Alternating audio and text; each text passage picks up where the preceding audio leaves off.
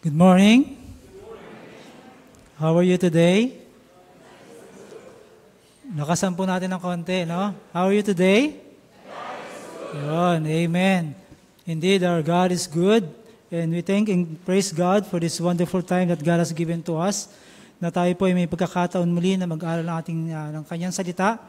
And praise God, we are now on the second Sunday of our month emphasis about biblical fundamentalism, with the theme, Fortify the Truth, Standing Firm on God's Unchanging Truth in a Confused World. And we praise and thank God na marami po tayong matututunan about our stand, about what we believe, about what we should do as believers and followers of the Lord Jesus Christ as we stand with the truth of the Word of God. Amen? And let's praise and thank God for that. And before I start, I would like to read again our passage this morning.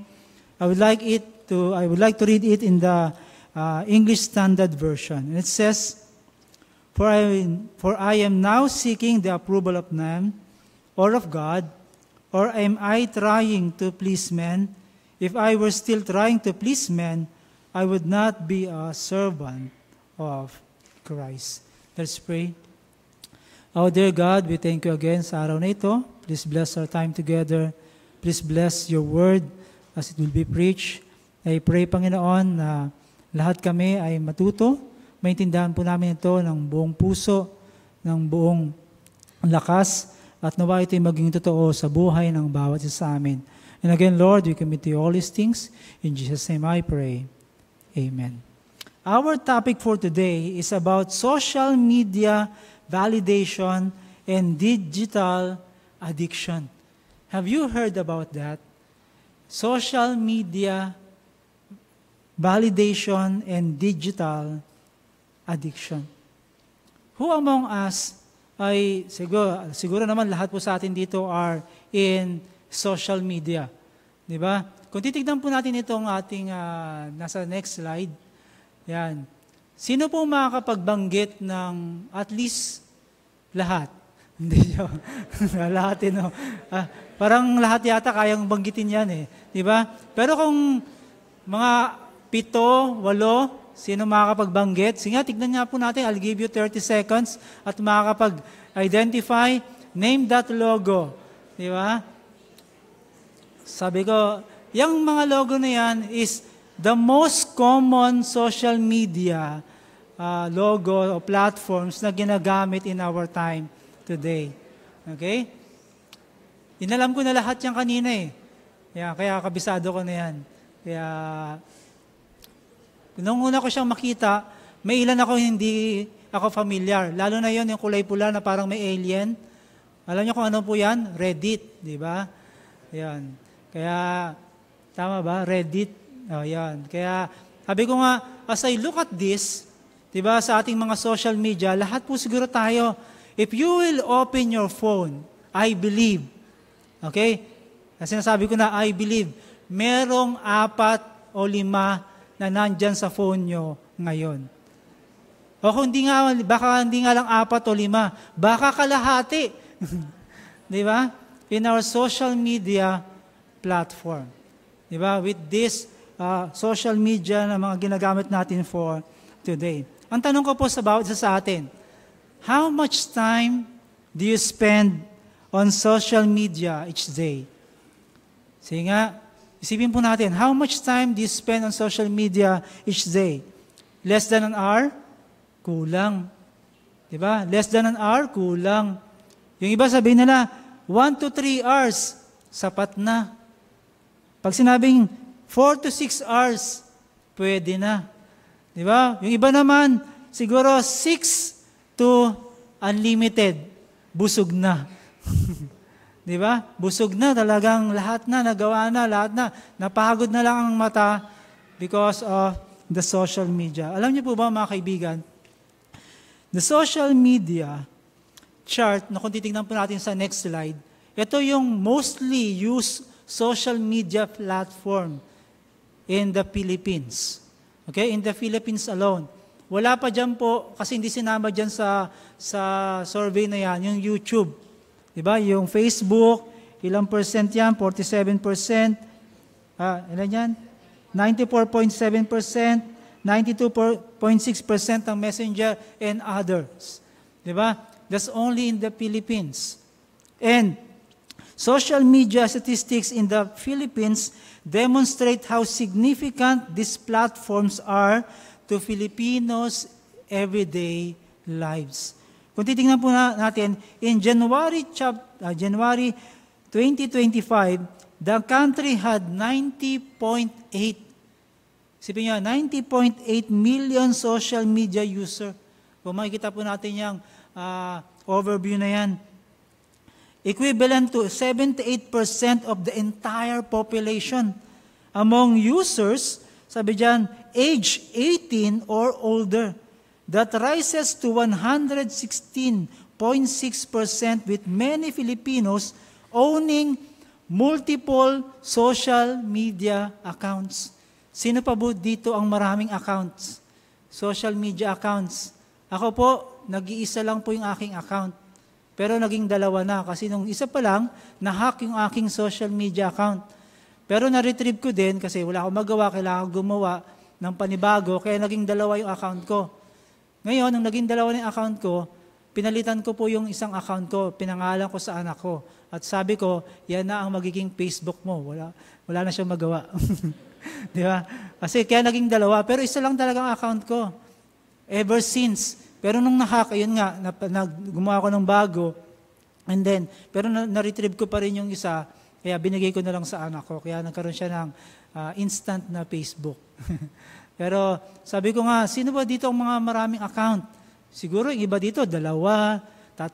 Kasi yung pang personal daw, sabi nila pang church, yung totoong pangalan. Diba? Pagka sa mga friends, medyo baliktad yung pangalan. Diba? Binabaligtad o initials lang. Diba? Yung iba naman, yung account na ginagamit nila, pang monitor lang. Pang tingin-tingin lang, dun sa ex nila.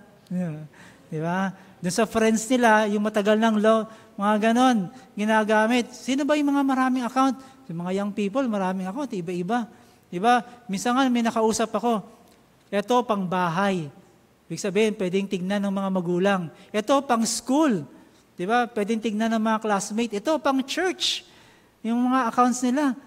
Yung iba, pang everyday use na yung mga yan. Pero marami sa atin na merong multiple accounts. Maaring pang info account, o pang follow lang, pang profile pic.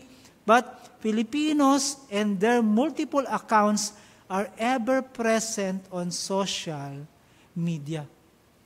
At pinapakita din po dito kung ano yung kanilang mga reasons on why they use this social media account. Next slide.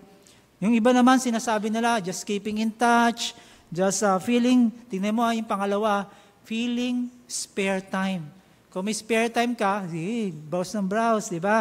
O finding content, o watching, or reading, watching news streams, seeing what is talked about, and finding inspiration, what to do, and kung ano man yung gusto nila, watching videos or sports. These are the things that they want to do in their social media. And then makikita din po yung demographic profile naman kung sino-sino yung mga gumagamit from the male and the female. Sino pong mas malakas gumamit? Ang lalaki ba o ang babae? Anong nakalagay dyan? Babae. Bakit kaya? Di ba? Bakit kaya mas malaki yung babae, di ba? Tapos, mahilig mag-order. Mahilig mag-order ng Shopee tsaka Lazada. Di ba? Pero makikita po natin dyan yung mga ages.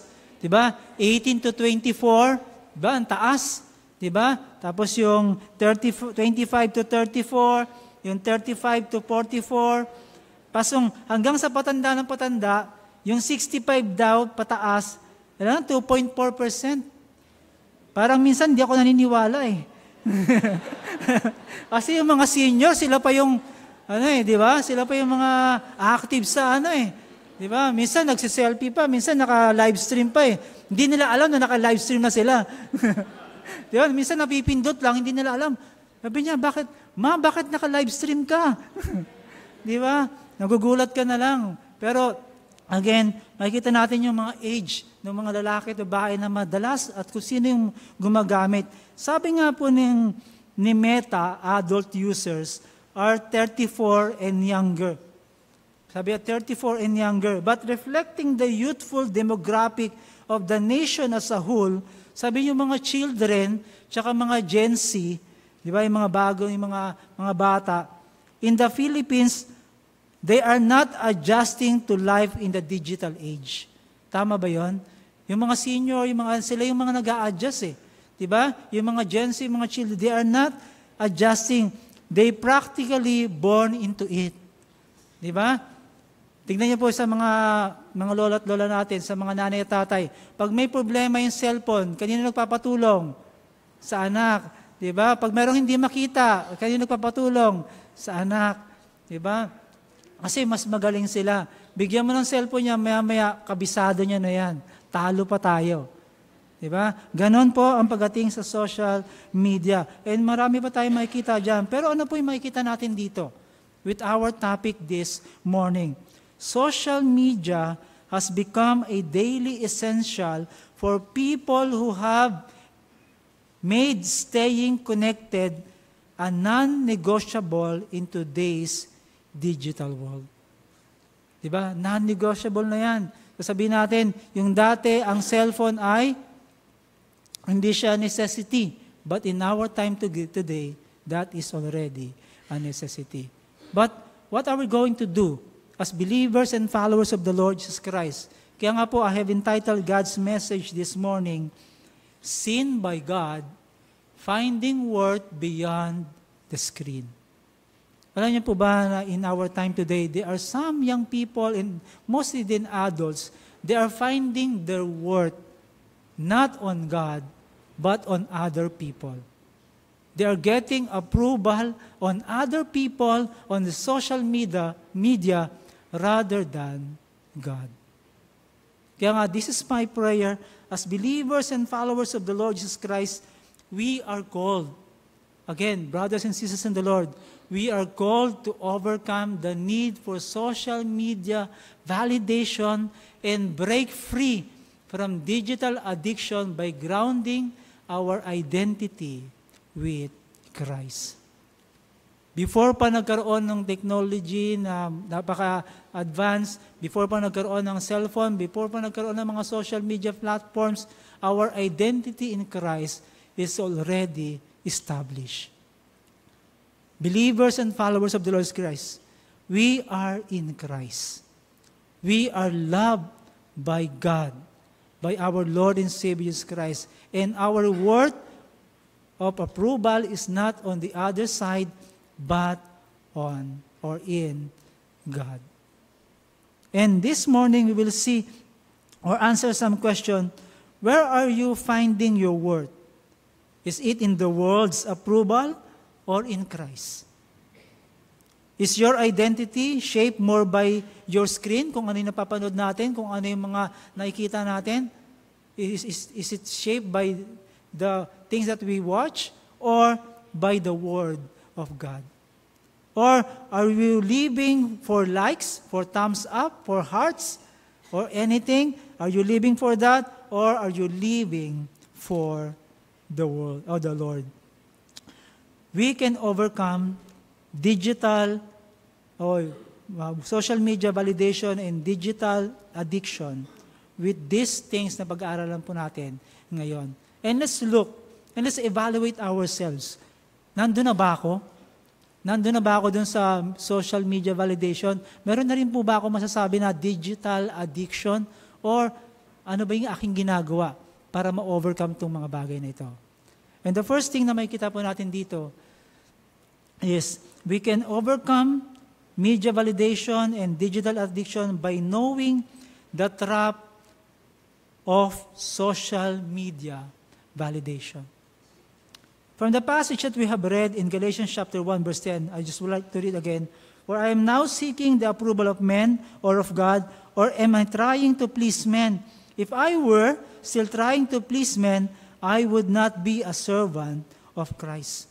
The passage tells us, and the Apostle Paul tells us, that his first obligation was to please God and not to please men. Tingnan niyo po his first obligation is to please God. Because this passage talks about the gospel or another gospel. But the Apostle Paul is saying that his first obligation is to please God and not please men. He refused to shape his message, his character, just to please his audience or just to please men. He was more concerned about pleasing God. But in the social media validation, in a world of selfies, diba? Selfie, kaya nakreate po yung selfie na yan. In the world of followers, filters, people are obsessed with being seen, being liked, and being followed. Social media can become a stage where people seek likes, comments, and followers to feel important, to feel accepted. Diba? But this is false. This false validation leads to what? Insecurity. This false validation leads often to anxiety and distorted self-worth. Kaya kung titignan po natin, even marami na nagla-like, marami na nag-heart, but those who seek social media validation still feel more unseen. They still feel more unseen. They still feel lonely, and they still feel unloved. Because they are seeking validation from other people rather than seeking validation from God. Social media becomes a tool for comparison. Diba? Ganun po palagi yan. Kung makikita natin yan sa mga social media, they feel and they compare themselves to others. Bakit ganun? Mas maganda siya kaysa sa akin. Talaga naman. Di ba? Sabi niya, mas pogi siya sa akin. Di ba? Buti na lang. Di ba? May mga ganun eh. O sasabihin natin, bakit mas mayaman siya kaysa sa akin? Bakit ako ang hirap-hirap ko pa rin? Bakit siya mas mayaman? Sige nga, maging content creator na rin ako. Di ba? O mag-aano na lang ako, magbablog na lang ako. Minsan nga, naisip na rin namin yun eh. Di ba? Mag-vlog na lang kaya kami para maging milyonaryo. Kasi pag nag-vlogger ka, tapos sumikat ka, di ba? Gumawa ka lang kahit na, ang tawag doon, may maraming ginagawa ngayon eh. Kahit na magtatakbo ka sa gitna ng kalsada, basta lang makakawa ka ng content eh. Di ba? Para lang kumita. Pero makikita natin dito, social media becomes a tool for comparison. And then, because of those comparison, sasabihin mo sa sarili mo, my life is so boring. My life isn't exciting. Diba? Magiging ganun. Kasi hindi ako katulad niya. Hindi ako katulad nito. Niya. Nagkakaroon ng comparison. And because of this, many youth and even adults experience anxiety. Not only that, sometimes depression from chasing digital approval. Rather than finding God's approval, kinukuha nila sa social media yung approval. Kaya meron nga pong nakitang isang illustration na isang teen o young people who post a picture. Nag-post siya ng picture. And then, syempre, nag-post siya. Expect niya may mga magla-like. Pagtingin niya ng 1 minute, wala pa rin. Maya, wala pa rin. Wala pa rin. Hanggang sa, walang nagmamahal sa akin. Di ba? Pag gano'n na, walang nagla-like, hindi ako importante. Di ba? Magiging gano'n na. Then, sabi diyan, if there are none, sabi yan, they feel rejected and unimportant. Alam niyo mga kaibigan, if you will open your Bibles in John chapter 12, verse 42 to 43, please open your Bibles to that. And let's read this passage. In talking about yung praise from men. Sabi po sa John chapter 12, verse 42 to 43, it says, Yet at the same time, many even among the leaders believe in him, sabi po ng passage.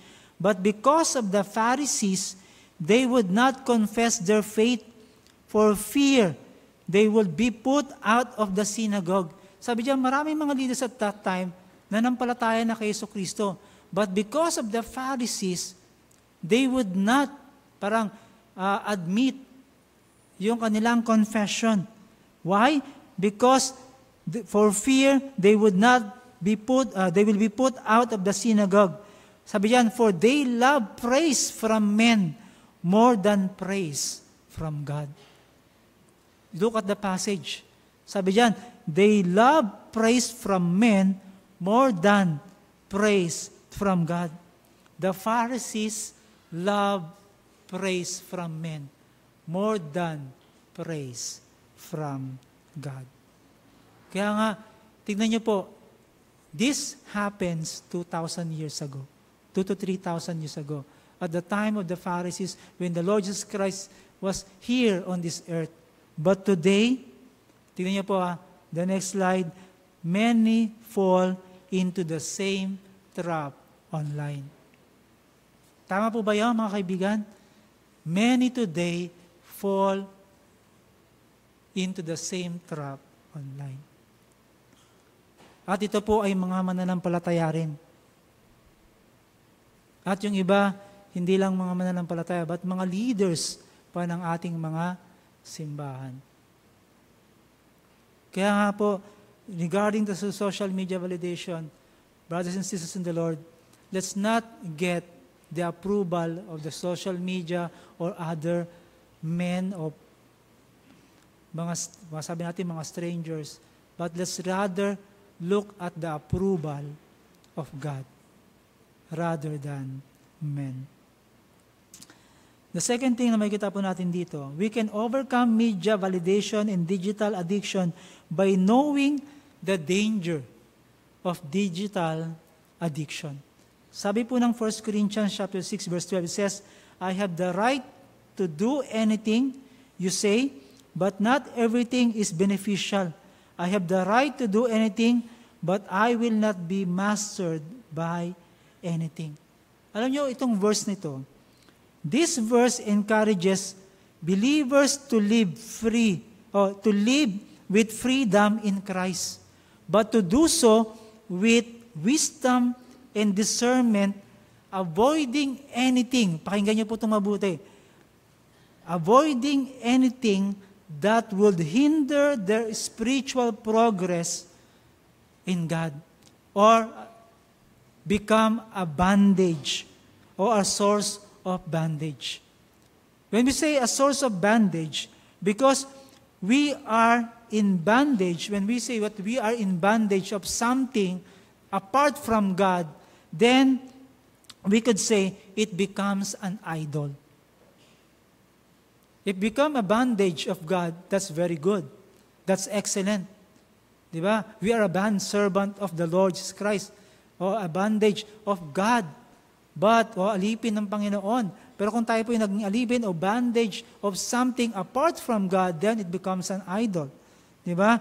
If we will look at this, when good becomes a God, na sinasabi po na nabasa ko, technology is a tool. Diba? Technology is good. We could use that to praise God. We could use that to worship God. We could use that to grow spiritually. Yes, it's a tool. It's good for us. But when it controls us rather than we control technology, sabi diyan, it becomes an idol. Who is the one controlling you? Is it God or your gadgets? Again, sabi diyan, technology is a tool, but when it controls you, it becomes an idol.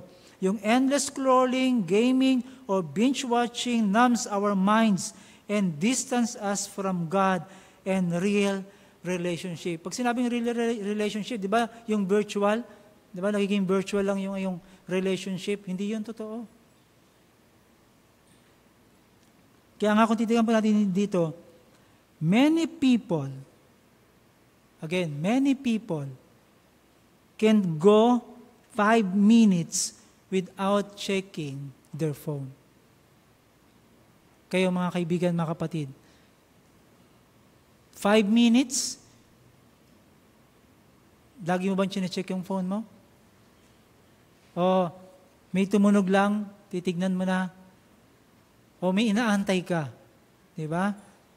And because of this, digital addiction na sinasabi, sleep is lost. Productivity is down. Of course, puyat. Spiritual focus is gone. Yet, they can't stop. Why? Because it becomes a silent addiction. No visible scars, but it kills time, peace, and the purpose that God has intended you to do. Pero ano nga po ba yung digital addiction? Digital addiction is compulsive, excessive use of digital devices that interferes with daily life. Hindi lang po interferes with daily life, your spiritual growth. Hindi lamang spiritual growth, yung pa ng mental health. Ibig sabihin, nagkakaroon ka na ng diferensya. Tignan mo nga yung katabi mo, baka may diferensya na. Because of social media addiction. Di ba? Ngayon, tignan po natin. Okay, tignan po natin. What are the signs of digital addiction? Tignan nyo po. Baka nandyan na kayo sa tatlong yan. Ano po yung mga signs ng digital addiction? First, ayan, the first thing you do in the morning is check your phone. Kahit nakapikit pa, nasa yung phone ko. Nasa yung phone ko. Di ba? O, tumunog na yung phone ko. Di ba? Next, hours on apps, but no time for prayer or scripture. Ang tagal mo na, nanonood sa YouTube, sa Reels, sa videos, sa Netflix, ano pa ba, Vimeo, ano pa ba yung mga pinapanood natin. Kaya nga natin tapusin ng isang gabi yung yung mga isang series Tinatapos natin di ba? Ginagawa ko din po yun Minsan, di ba, kaya natin tapusin, pero kaya ba nating tapusin yung panalangin natin ng buong magdamag? Kaya ba natin tapusin ng buong magdamag ang pagbabasa ng salita ng Panginoon? Baka nandun na po tayo sa part na we are having digital addiction. Nung pinag-aaralan ko po ito, hindi ko po ito sinasabi para lang sa inyo. Sinasabi ko din ito para sa sarili ko. Pangatlo, sabi diyan, can't enjoy a moment without posting it. Sino po ba sa atin dito yung bago kumain, pipicturean muna yung pagkain? Kailangan i-post ko muna to. Di ba? O, nandito ka sa ganda ng restaurant, dito muna, picture muna tayo. Di ba?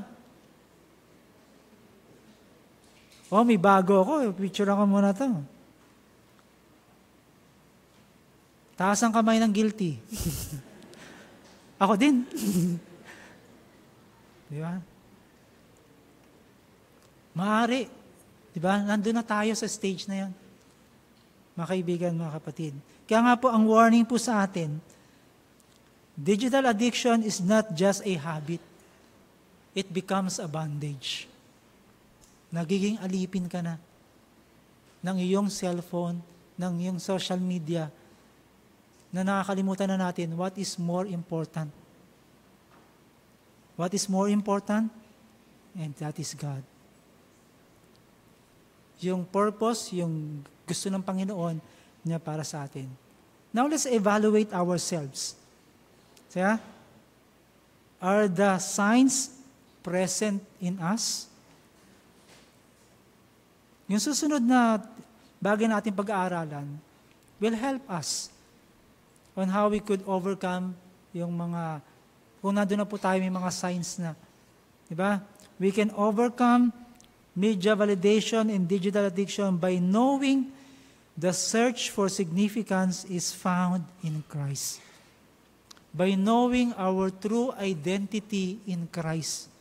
Kasi because of digital addiction, we form what we call the identity crisis. We are forgetting who we are in Christ. Di ba? Nakakalimutan natin. Ganun naman po talaga, di ba? Pagka meron kang, pagka naging addict ka, di ba? Nakakalimutan mo na yung sarili mo. Nakakalimutan mo na yung mga bagay na importante.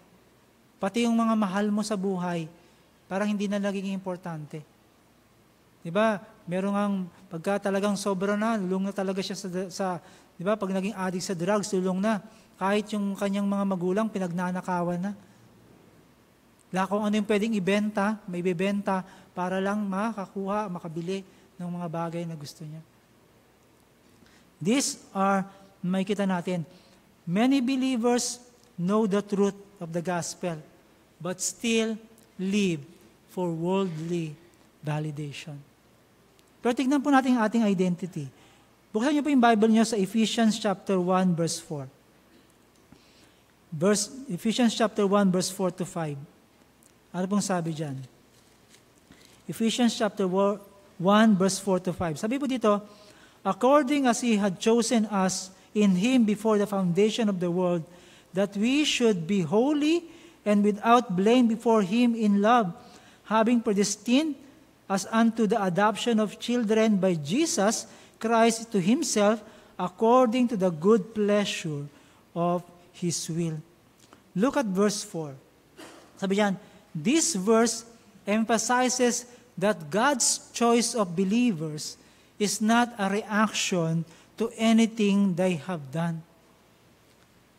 Ibig sabihin po, God has chosen us not that we are good, not that we are handsome or beautiful, not that we have many things that we have done for God. God has chosen us and saved us because it is the plan of God.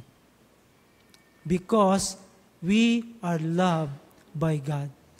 Because we are important for God, in God. Diba? Kasi yung verse 5, it is the concept of predestination. Diba? Specifically for adoption. And napag-aralan na po natin dito na once you accepted Jesus Christ as your Lord and personal Savior, diba? God adopted you and gave you the right to become children of God. Before we are in Satan's family, and because we accepted Jesus Christ as our Lord and personal Savior, God took you from that family and gave you another identity. You are now sons and daughters of God. We are part of the family of God. And that is who we are. That is our identity. And this passage encourages believers to live in the light of their identity. Again, ulitin ko po, this passage encourages believers to live in the light of their identity as chosen and adopted children of God. And what are our responsibility? Let's strive for holiness and reflecting His love for others. Brothers and sisters in the Lord, this is who we are. This is who we are. Do not look for others' validation because we are in Christ. You are sons and daughters of Christ. We are in God's family. Kaya nga kung titignan po natin dito, while the world offers fleeting affirmation, God offers eternal affirmation. God's love is not measured in views, followers, or popularity. He chose and loves us unconditionally. Diba? Nung tayo po ay lugmok sa kasalanan, God loves us. Nung tayo po ay hindi karapat-dapat, God made us worthy of His presence. Diba? Ano po sabi ng Romans chapter 5 verse 8? But God commended His love, and while we were yet sinners, Christ died for us. Nung hindi po tayo karapat-dapat, but still, God loves us unconditionally. In Christ, tignan niyo po, we are enough. In Christ, we are enough. Fully accepted and deeply known. Hindi mo na kailangan mag-perform sa Panginoon. You don't need to perform for God. You don't have to impress Him.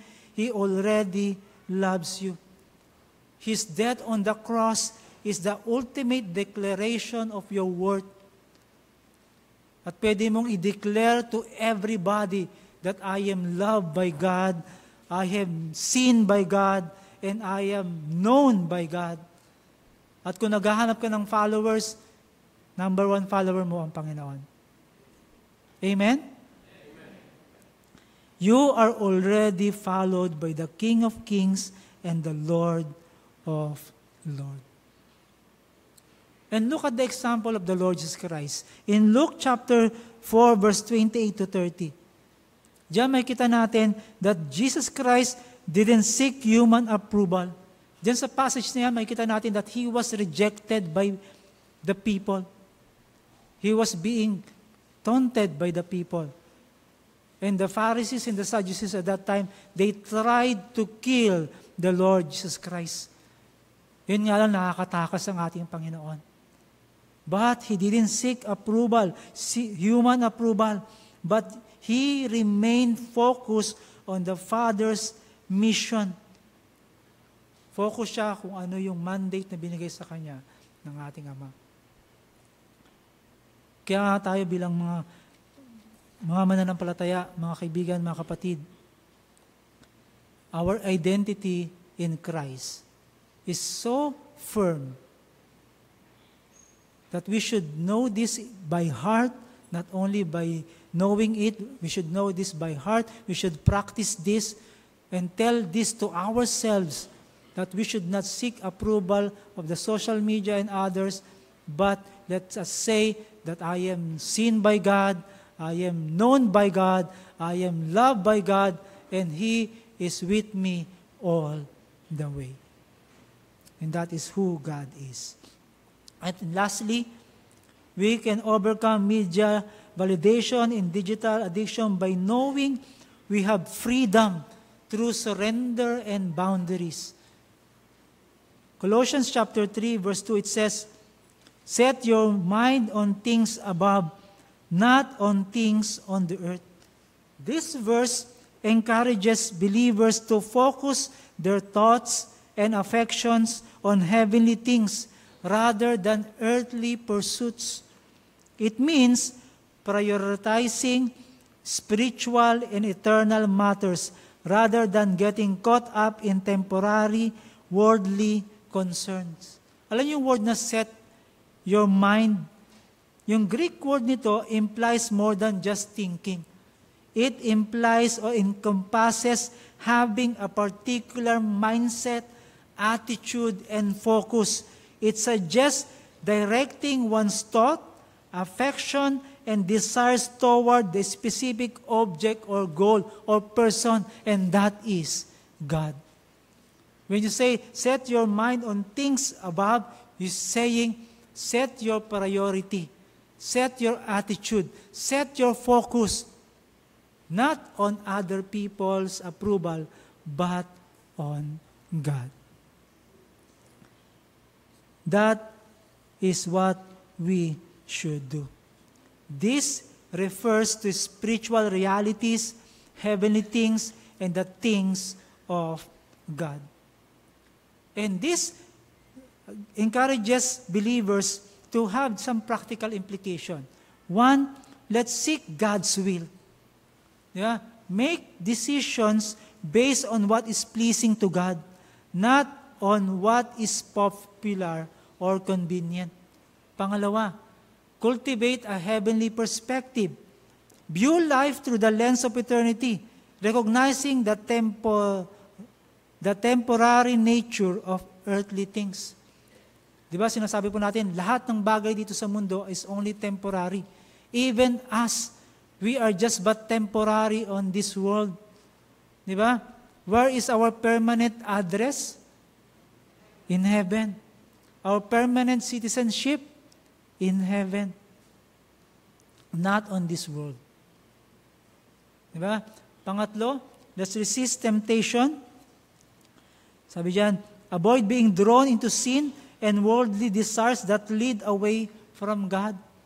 And lastly, invest in eternal things. Focus on activities and relationships that will have lasting value in God's kingdom. And with this, sabi ko nga, we need renewing of the mind.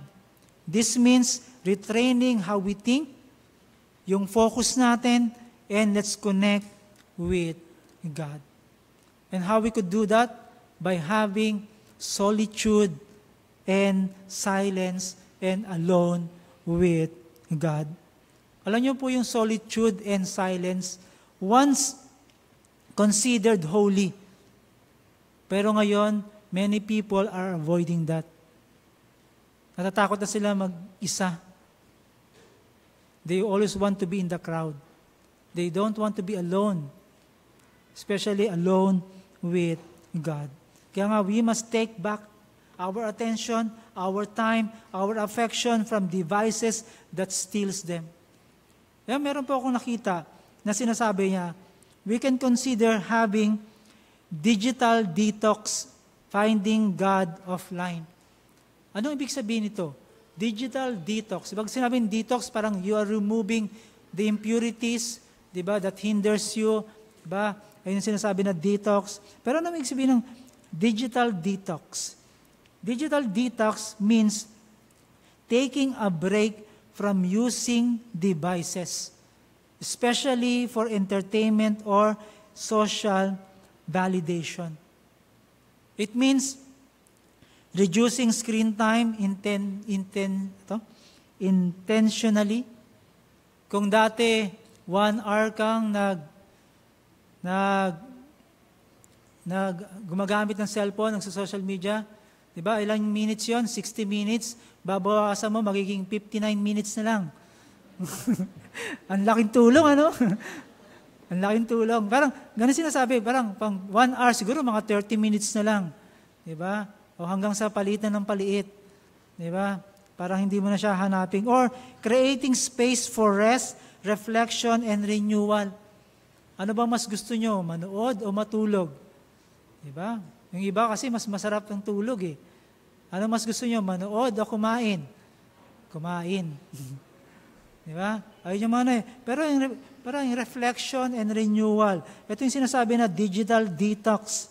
Di ba? Parang it's like fasting from food, but ito po yung sinasabi, but with technology. Parang nag-fasting ka lang din. Di ba?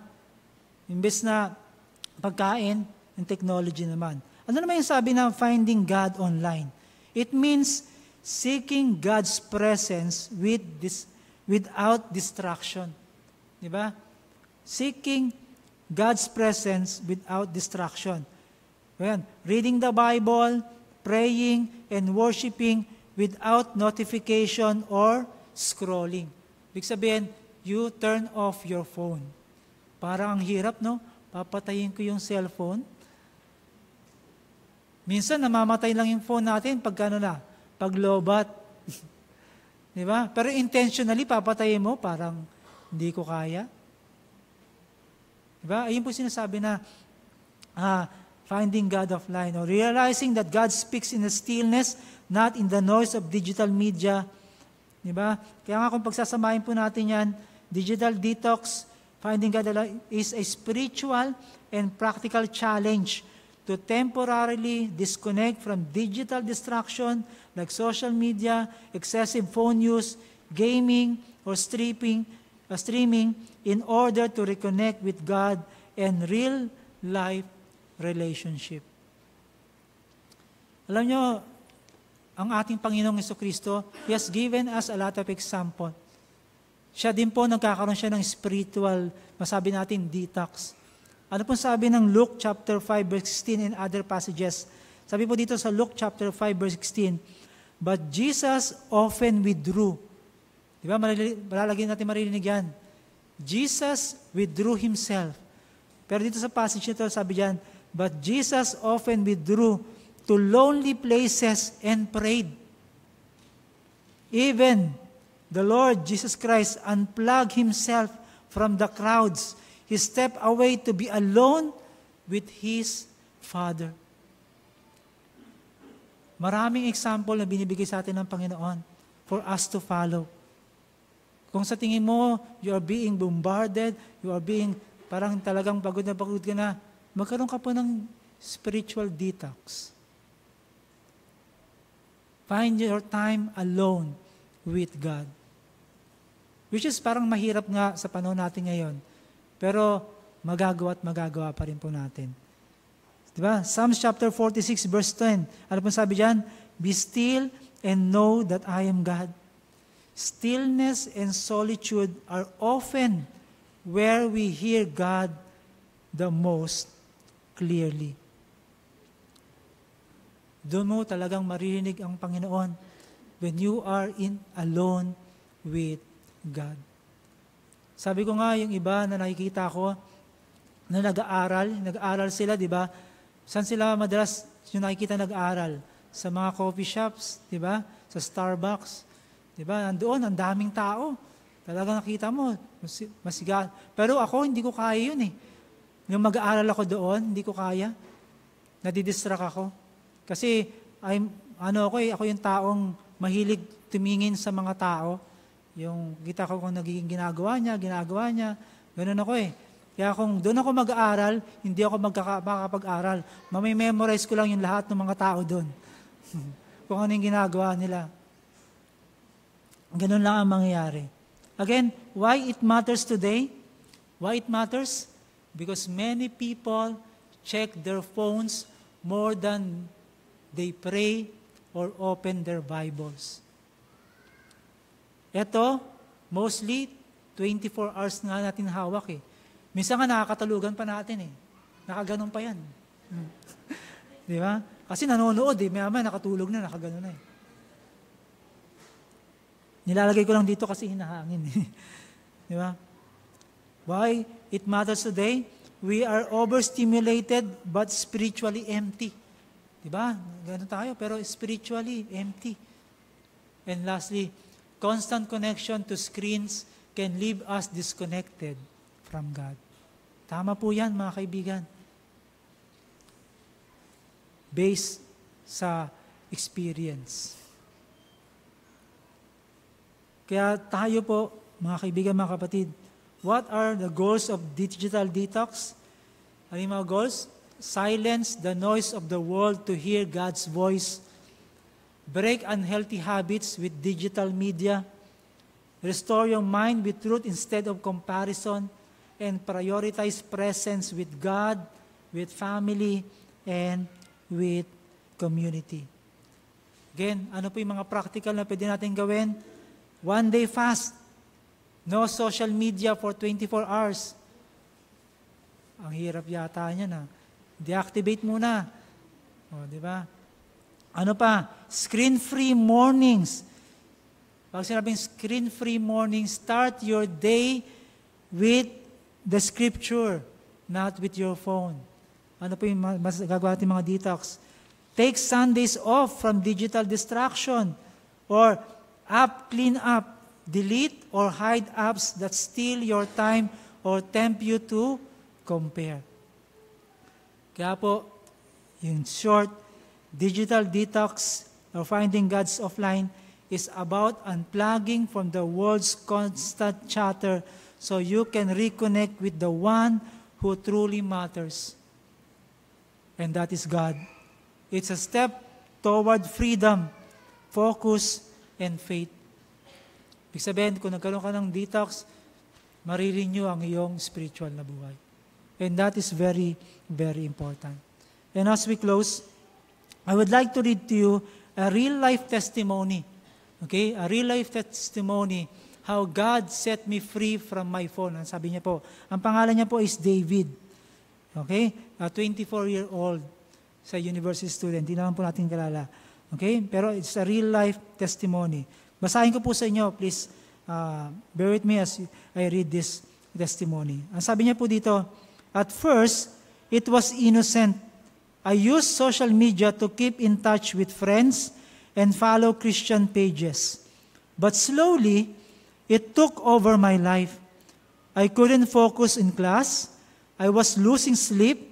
I spent 6 to 8 hours a day just scrolling Reels, TikTok, Instagram stories, just one after another. What was worse was how it made me feel. Insecure, anxious, empty. I need validation from strangers to feel good about myself. I stopped praying. I felt far from God. One day, during a youth retreat, the speaker said something I'll never forget. Ayan po yung sinabi ng speaker. You will never hear God clearly if the world is the loudest voice in your life. Ayan po yung narinig niya doon sa speaker. Sabi po ng itong testimony, I broke down that night. I decided to uninstall the apps for 30 days and replace scrolling with Bible reading. At first, it was hard. I felt withdrawal. But slowly, God began to speak. I started journaling.